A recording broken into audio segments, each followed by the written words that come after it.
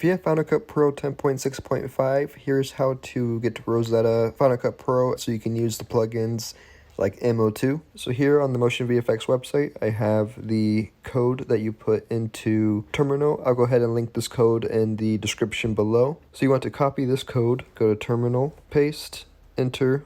I'll highlight this one for Final Cut Pro, back to Terminal, and there we go, Final Cut Pro. So in order for this to work, you have to have 10.6.5 or below. I've actually never upgraded my laptop just so I can keep on using plugins like MO2. So over here in titles, click on MO2 and you bring this on down, and now you can go ahead and use MO2. So now if I exit out of here, if I just open up Final Cut Pro regularly without using the Rosetta command, it doesn't work. So that is how you can go ahead and install the Rosetta command.